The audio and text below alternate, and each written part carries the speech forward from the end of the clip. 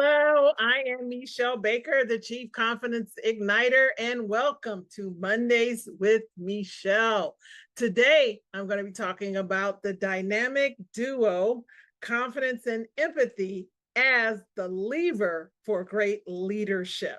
So let's get into it. Now, I want you to know that as we're talking about this, it takes confidence to be an empathetic leader.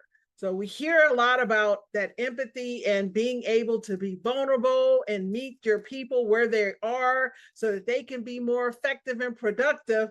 And if that person, that leader is not confident, none of this will happen.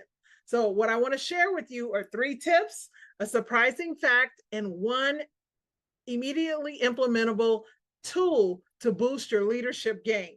First tip, empathy requires a self-assurance. It requires that you feel confident in who you are. To truly empathize with others, you need to have a strong sense of yourself. So confidence is the foundation that allows you to put yourself in someone else's shoes without losing your footing. See, when you're confident, you are not threatened by what other people say, how they respond, their perspective, their emotions. You don't waver when there's a right or wrong. Instead, you welcome these conversations. You see this as an opening and an opportunity to a deeper connection and a more meaningful relationship with the person that you're speaking with, your colleague, your employee, your subordinate, whoever it is. This is effective and the standard for great leadership, your ability to be empathetic and not be impacted by what others are saying. Tip 2, confident leaders foster trust. Now, when you're leading you with trust, that means that other people can sense it. And how do you establish trust? Well, this means that you open up and you share yourself. You let other people know that you are not perfect, that you make mistakes. This gives them the ability to feel like they can share their thoughts and their concerns.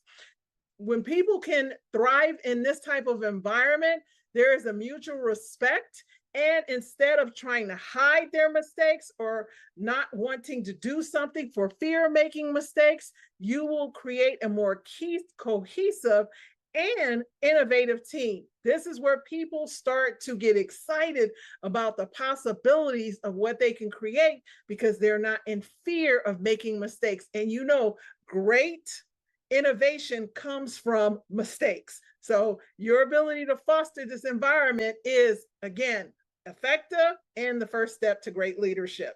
And tip number 3, balancing the strength and vulnerability. Many people think still to this day that vulnerability is weakness. And again, if you think vulnerability is being weak, that means you're not confident, because confident means simply that you don't have all the answers.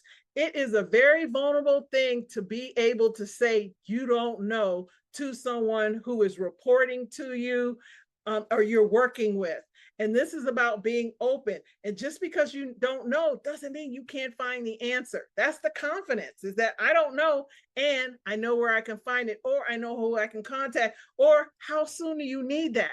When can I get back to you? When you are confident, you are able to respond differently as a leader and work with your subordinate or your teammate to come up with a solution that is a win-win-win. Empathetic leaders balance this strength and vulnerability, and they create a culture of continuous improvement and support so that everybody has the opportunity to improve.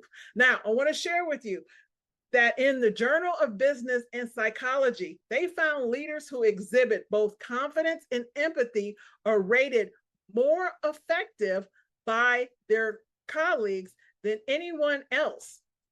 And also, there's another fact that I wanted to share with you, that in the New England Business Journal, and where is it? Let me look. Okay, it's the Harvard Business Review. Leaders who exhibit high levels of confidence and empathy are more likely to inspire loyalty and commitment among their teams. And this leads to high retention rates and overall job satisfaction. So it's clear that the traits of combining empathy and confidence are absolutely crucial for effective and great leadership. Now, what can you do to the action step you can take today? Practice active listening. This is how you show empathy. People know you care when they feel heard.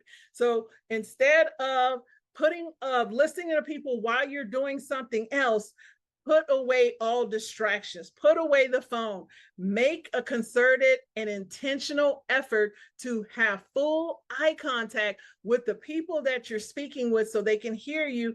And above all else, hold back the desire to interrupt. Many times leaders know they know the answer, and maybe the person they're speaking to is taking a long time to get to the question or get to the point. Yes, I know time is precious and you want to cut them off. And if you truly want to exhibit greatness, allow them to finish speaking. People need to be heard.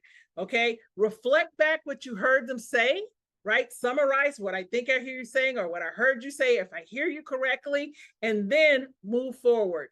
This is active listening that really creates and fosters an environment for people to feel that they are trusted, that they're respected, and that what they're saying really matters. So again, the dynamic duo that will have you enhance and embolden and embody a great leader are the combination are empathy and confidence. Have a great week, and I look forward to seeing you all next Monday.